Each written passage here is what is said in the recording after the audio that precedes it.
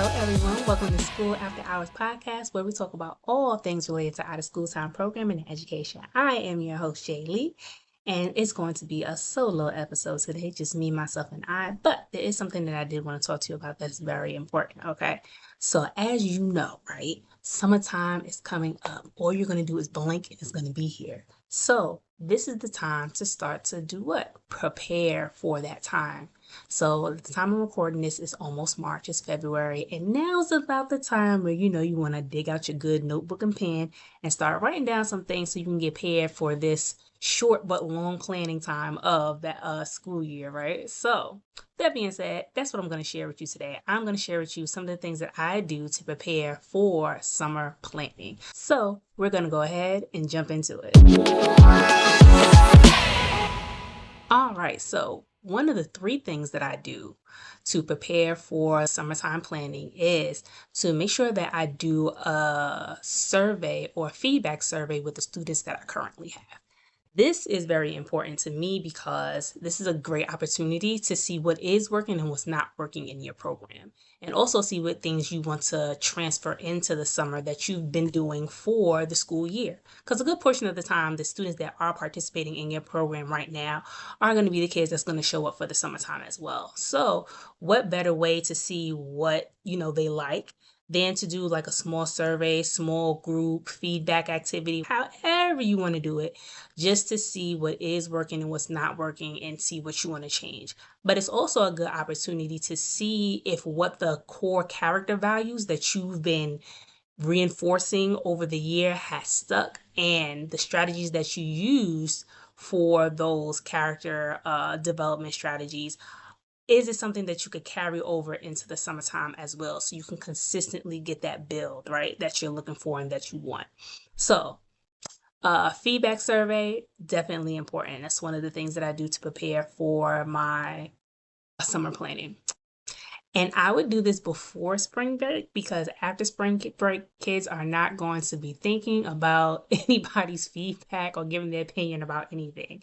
At that time, school is definitely preparing for a standardized testing. They're wrapping up the end of the year, all the things that are going to take place right after spring break. So if you can, please, I would strongly suggest getting these surveys done before spring break happens. You will be so thankful for it. And it gives you kind of time to sit with yourself and plan your next step of what you want to do. Which brings me to my step number 2. Go ahead and start brainstorming. Take this time to write down all of your ideas that you have for the summer. Also take in consideration the feedback that you just got, right? That's what you got it for. Take the surveys that you got from the students and go ahead and see what you could transfer into the summertime when it comes to your planning. What routines, what things that you're doing that's working, you can go ahead and apply to the summertime, right? Then see what you can add to the summer to make it a little bit more fun, a little bit more engaging, make it a full out great experience for the students, but also as well as the staff. But also take the time to decide if you want to do a summer theme. Sometimes that's great. It's a little bit easier when you're planning. However you want to do it and whatever works best for you. But this is that time to decide if you want to go with a theme or you want to do something a little bit different. But always incorporate the feedback that you just got back from the students so they feel like their voices were heard and valued. And last but not least, you want to put together your summer registration announcement. This will give parents an idea what you're going to be offering during the summer, but also when registration starts. The key thing is to make sure that you put it in front of parents so they are aware of when registration opens. What you do not want to happen is that they go ahead and look out to other programs and then you're potentially losing a child for the summer, right? So if you go ahead and put your announcement together with, some small detailed information, just give them a little tidbit of what you're going to be doing so that they can gain their interest. Parents like to plan ahead of time. Some parents, they're already looking for stuff as we speak to make sure they have something for their child to do for the summer. So it's best that they would want to go with you. Why? Because they've already built a relationship with you. They have a rapport with you. They know what the program is about. So more than likely, they're going to want to stay with you as a program if your registration is open within a specific amount of time. And if you want to, you could break it down into early registration, regular registration, and then late registration. And the reason why I make that suggestion is because as you're processing their summer paperwork, it gives you a buffer as an administrator to see how many spots you have left for programming, right? So if I do early registration, I can go ahead and put the kids where I need to in their specific groups, and then I can see what groups have how many numbers left in them, okay? So when you go into your regular registration, you can say, hey, put a small announcement out for the parents that's already in programming and, out to the public. Hey, we only have about so-and-so spots left. First come, first serve. However you want to do it. Go ahead and register as soon as possible. We'll let you all know when spots are filled, and then we'll open up a waiting list. So they are fully informed, of their next steps and what's taking place, right? And then after your regular registration, your late registration this is what we got left.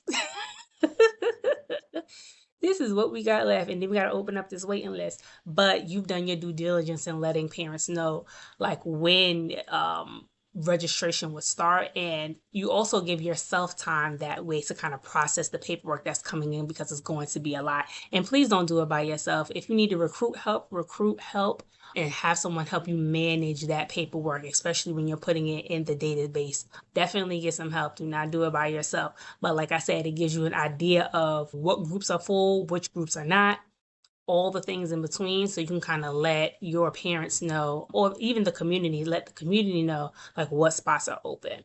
Well, those are all the ways that I get ready to do summer planning. If you want to know more about my process, I will be going live on Instagram in March on Wednesdays at 12 o'clock Eastern time to give you more detail about my planning process. So we're going to be going deeper into vision, what do you want to look like, scheduling, all the things.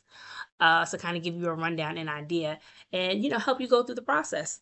So hopefully that will be the experience I'll be able to provide for you when I do these Instagram lives in March. So if you're not following us on Instagram, make sure that you do. Well, everyone, that brings us to the end of our show. If you liked what you heard and you enjoyed our conversation, make sure that you're following us on YouTube, but also hit that like button so we know what you are enjoying. You can also find us on other podcast platforms like Apple Podcasts, Spotify, and Google Podcasts if you want to listen to our audio version as well. To get more behind the scenes stuff, make sure that you're following us on our social media accounts, Instagram and Facebook at School After Hours. Well, that's all I have for today. In the words of Mr. Arthur Ashe, start where you are, use what you have, do what you can. Until next time, y'all. Bye-bye.